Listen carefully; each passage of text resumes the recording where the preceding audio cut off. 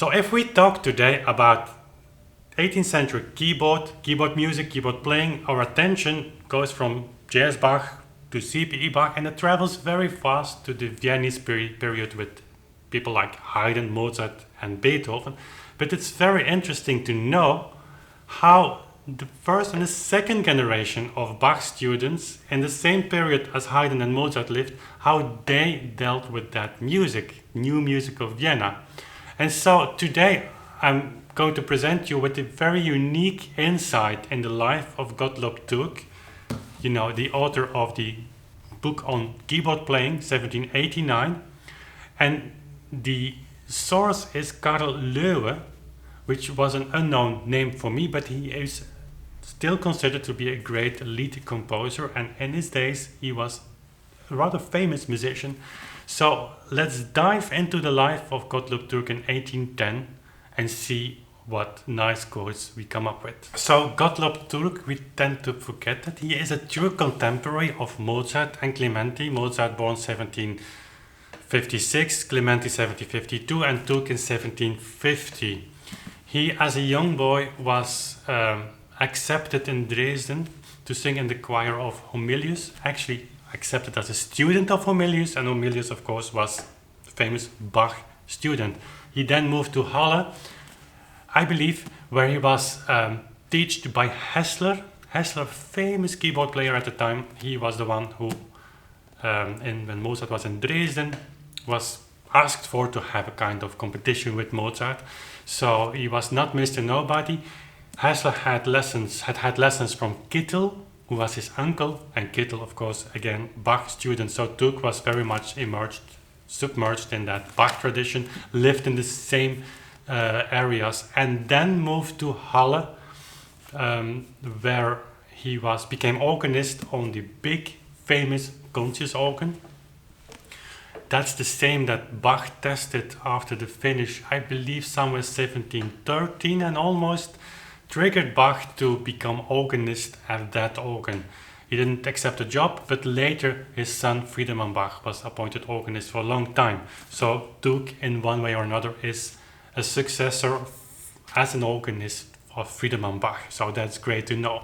Later in Halle, he would be presented with the task of music director of the university, in which capacity he had a school teaching students, accepting students. So at the end of his life, he died in 1813. Türk was a very settled musician with a big house in which all his students lived, and it's in 1810, so 3 years before his death, that our Karl Loewe entered the life of Gottlob Türk. So on our friend Loewe, which might be much lesser known than even our friend Gottlob Türk, I'll just give you some facts. He was born in 1769 in Saxony, so again in the same area as Bach lived.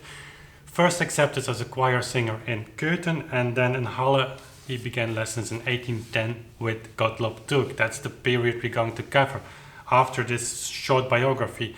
He was given money by Jerome Bonaparte, which was a nephew of Napoleon I. The lessons ended in 1813, apparently because the Bonapartes, of course, had to flee from their position with the great emperor. So he had to quit his studies in Halle just before Gottlob Türk died. So he had a very nice voice as a kid. He was known for that. He had a soprano voice. He even sang several times in the Queen of the Night, the Queen of the Night area of the Zauberflöte, which is quite a high standard. His voice transferred into a very fine tenor voice, which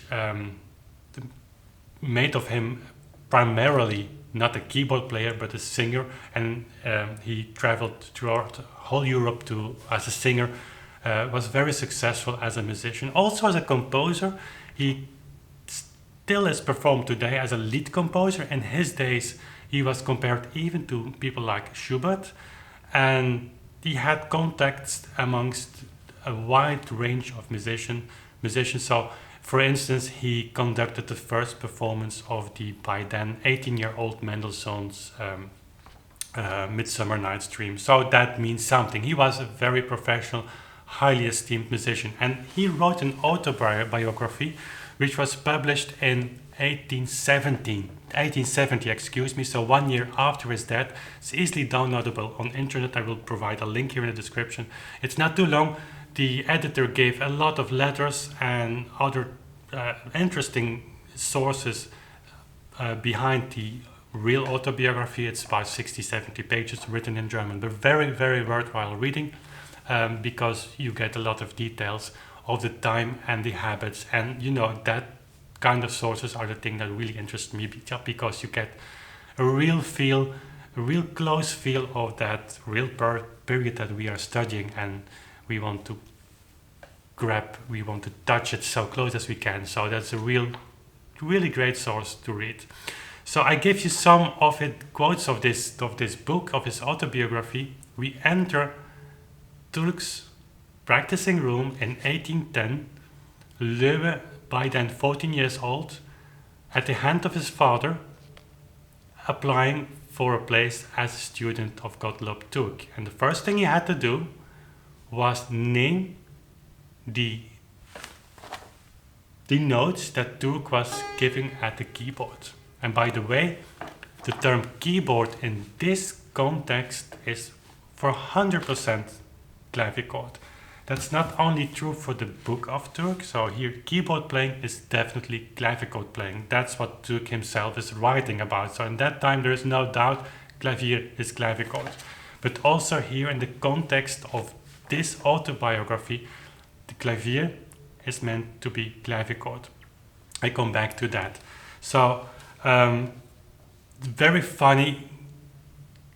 Loewe had a very well-trained ear, but was giving all the notes wrong exactly by a quarter. And Türk, and it describes his character so well, was saying to the father of Loewe, Herr Cantor, your keyboard must be tuned a quarter lower than mine, since the boy is constantly giving me quarter intervals. And Loewe's father replied immediately by saying, I was thinking exactly the same. Interesting also here is to learn the fact that Türk was playing new music, not only C.P. Bach, but also Haydn, Mozart and Beethoven. And Loewe writes, in clavichord playing, especially his fingering and expression were of great use to his students. And then, but remember it's 1810, but he could not decide to trade his old soft-sounding clavier for the louder pianoforte that became popular through Mozart. The students had to make sound with an elastic and gentle touch, and not like today happens in an aggressive way. Especially Bach, Mozart and Haydn were perfect for this kind of soft playing. So that's interesting that in 1810 this new habit, this new vogue, this new thing of playing piano, modern thing of playing piano, was not in w.F.Bach's, did not penetrate in w.F.Bach's workroom, practice room. There was still the old soft sounding clavier, which is a clavichord. There's no doubt about that. So they were still playing on those instruments. And not only old music, 18th century music, but also the new music. That's the more interesting because it shows w.F.Bach was not Mr. Nobody. He was a high esteemed musician. So if today, and I know I'm advocating the clavichord, of course, because I know what it's capable of, and it was in the 18th century a way more dominant instrument than we today would see on the stages and in recordings. But here you have in 1810, at the highest level of musical society, but not in Vienna, w.F.Bach playing the clavichord, and not only with old music, but with new music. So if people ask, can you play Mozart or Haydn or Beethoven on a clavichord? Well, at least at those days it was done. And that's very close to come to the original sources. You can say, well, what did Beethoven had in mind? What did Mozart had in mind? That's very interesting and important to be researched. But interesting to me, and for that reason these sources are really of invaluable meaning, is to see the context around that. People will not be surprised if they today would listen to Mozart, Beethoven, Haydn played on clavichord. It would be a normal fact. And that only should make us think. So, and then Loewe had to play on the clavichord, obviously, in 1810 as a student. And he says, I did not get real keyboard lessons from Türk, only singing. Türk believed I could learn that all myself, which might be the case. And then interesting, first I had to study the well-tempered clavier. And then he continues, of course, after which I could play all new works by Clementi, Haydn, Mozart and young Beethoven. So goes is very nice to read autobiography, and I remember again 1810 clavichords were still very much in use. Second generation Bach students, I believe Türk could be described as such, were playing clavichord and were playing also new music on clavichord, so that's really interesting fact. Sources like this are really, really interesting to read. You get new perspectives, you get new insights, you start to combine things from other sources, from other letters, from other diaries, things you've read, primary sources, and there is a new reality that is being formed inside your head. The two-dimensional context, the two-dimensional information becomes a little bit more three-dimensional, and it gives life to the things we love to do, which is playing music, researching music, and come as close as possible to the original voice of the composer. Okay, hope you like this snapshot of Türk's life. If you are new to this channel, I'd love to have you subscribe to Authentic Sound, where I have regular videos about topics monthly, about composers, pieces.